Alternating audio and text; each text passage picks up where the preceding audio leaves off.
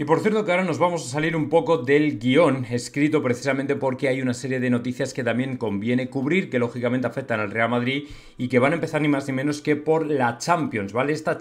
final de Champions que vamos a ver el sábado precisamente en televisión, porque para Televisión Española va a comentar un madridista ilustre, uno de esos madridistas a los que queremos mucho, un madridista que se llama ni más ni menos que Álvaro Arbeloa, el entrenador del juvenil, que a mí sinceramente me sorprende que haya tenido o haya firmado un contrato con Televisión Española, un organismo público que no pertenece lógicamente al Real Madrid y que sin embargo vaya a dar o a dejar sus comentarios al respecto de la final, porque sabéis que el Madrid y el madridismo en general para esto suele ser muy hermético y los madridistas no suelen ser demasiado amigos de medios de comunicación que no vienen precisamente del Real Madrid. Entonces en este sentido a mí tenía que comentaros que me ha sorprendido bastante su decisión, teniendo en cuenta que en definitiva no es una decisión habitual, puesto que los madridistas en definitiva muy poquito suelen prodigarse con otros medios ya hace tiempo que no sean del Real Madrid o que no pertenezcan de hecho al Real Madrid. Es verdad que por otro lado podría tener sentido, puesto que al final Álvaro Arbeloa sabe de lo que está hablando, lógicamente es entrenador y evidentemente te va a venir muy bien para tu análisis táctico y todo lo que tú quieras, pero sí que es verdad que hace ya mucho tiempo que en mi opinión todo esto, bueno, pues se quedó ahí un poco con una especie de cortafuegos entre el Real Madrid y el madridismo y los medios de comunicación, y sinceramente Álvaro Arbeloa no es precisamente uno de los jugadores, bueno, uno de los ex madridistas que más se pueda prodigar a nivel de medios de comunicación. Es un tipo bastante callado, silencioso, que le gusta hacer su trabajo y poco más. Por ejemplo, Raúl exactamente igual. O sea, no son gente extrovertida que digas, bueno, van a hablar con unos y con otros, sino más bien por el contrario, gente que no se prodiga mucho en temas de comunicación, comunicativos. Así que bueno, pues en ese sentido, a mí sinceramente me ha sorprendido bastante, pero en cualquier caso ya cojo la noticia con gusto y satisfacción, teniendo en cuenta que al final Álvaro Arbeloa es una persona, en mi opinión, muy querida por parte del madridismo, que además es un crack, que además está o ha hecho un muy buen trabajo, sobre todo con Iker Bravo. Y bueno, pues la verdad es que ya deseando que llegue precisamente esa final, precisamente para que Arbeloa pues deje sus comentarios, deje sus análisis, que lógicamente toda la gente que lo vea por Televisión Española, pues obviamente le va a hacer ilusión y le va a gustar y todo este tipo de cosas. Así que bueno, pues en ese sentido va a ser un evento mundial que va a tener al Real Madrid como protagonista, a Álvaro Arbeloa también. Y bueno, pues no sé si algún madridista más andará comentando por esos medios. Madridista me refiero que haya pertenecido al club de una forma o de otra, pero en cualquier caso yo creo que siempre hay que celebrar que haya un madridista por los medios, porque ya bastante antimadridismo hay desprendido en general por todos esos medios de comunicación. Así que bueno, pues que esté Álvaro Arbeloa siempre es un motivo de orgullo y satisfacción. Así que bueno, pues por lo menos que sepáis la noticia.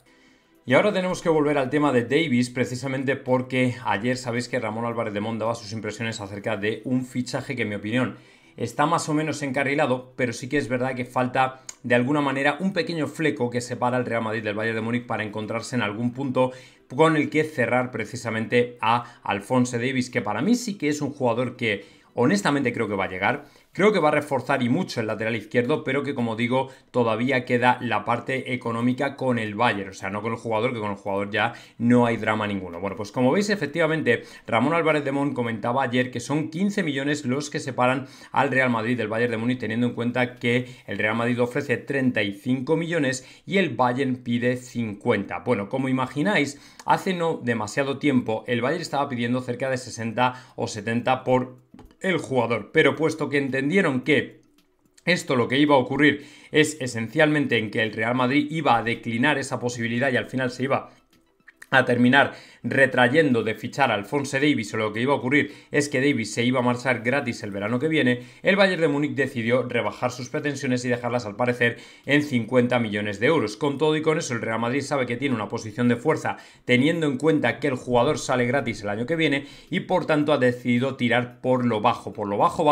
lo más bajo, hasta el punto de ofrecer 35 millones y se acabó. Que para mí sinceramente si el Madrid consigue 35 millones sería un trato espectacular. Pero honestamente, viendo cómo ha funcionado el Real Madrid en anteriores ocasiones, os diría que el Real Madrid en un momento dado va a pagar los 50 millones. Sea 45 más 5 variables, sea 40 más otras variables, que en definitiva lleven el fichaje por encima de los 50 millones de euros, porque por ejemplo, seguramente les dirán sobre la mesa, oye mira, que Bellingham se lo fichamos al Borussia de Dortmund por 100 millones y ahora resulta que estamos pagando una cláusula porque hemos llegado a la final de Champions, a Hazard exactamente igual. O sea que luego realmente las variables te pueden poner el fichaje en mucho más y al club que vende lógicamente lógicamente le puede beneficiar y mucho. Entonces es una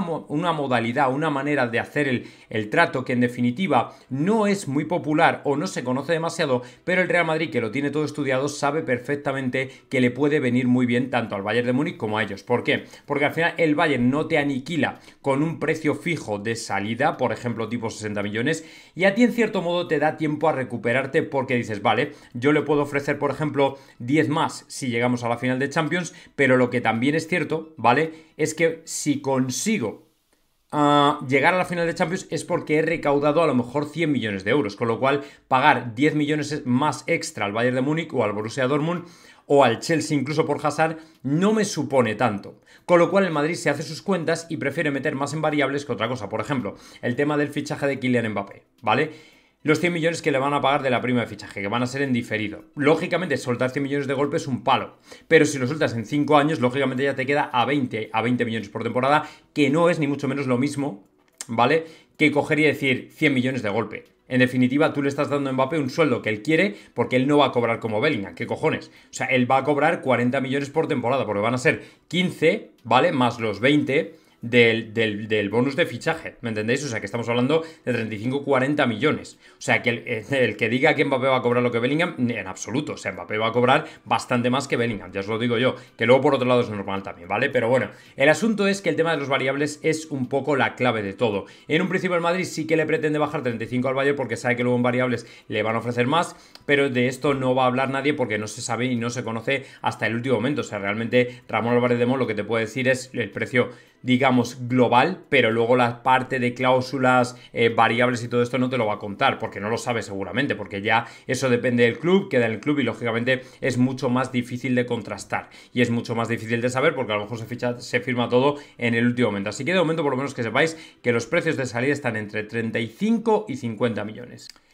Y luego ya para terminar vamos a hablar del jugador que volverá en las próximas fechas a Madrid, pero precisamente para hacer las maletas y marcharse porque el club lógicamente va a escuchar ofertas por él. Y es que tras el último Erasmus de Reinier en Italia, en el Frosinone, y después de confirmar que no ha valido para absolutamente nada, porque en definitiva este chaval tenía la sentencia ya prácticamente hecha, ¿vale? Prácticamente hecha desde que empezó, porque ya os digo yo que el jugador de alguna manera o de una forma o de otra, cuando ya no funcionó en el Borussia de Dortmund, ya nos lo dijo precisamente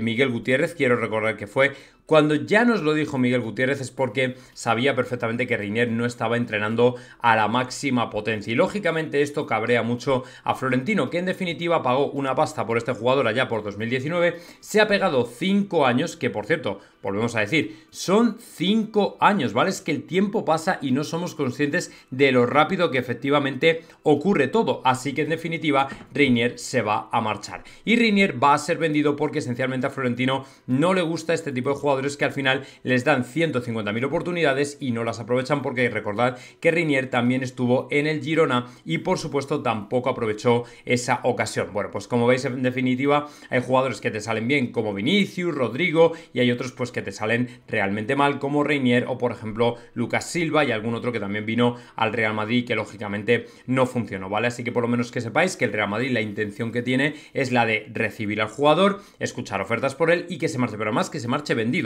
Ya las cesiones evidentemente no le interesan al Real Madrid porque es un jugador que ha perdido prácticamente todo este tiempo en cesiones que no han dado ningún fruto ni absolutamente nada al equipo blanco, entonces no tiene ningún sentido seguir esperando esa cesión que le va a hacer lógicamente cambiar. No va a cambiar absolutamente nada, ¿vale? No va a cambiar absolutamente nada. Reinier para mí ya lo tiene todo más o menos hecho, lo tiene todo más o menos dicho y sinceramente creo que no va a haber absolutamente nada con él. Así que bueno, pues ahí lo tenéis. Esa es la noticia de Reinier que seguramente se marchará.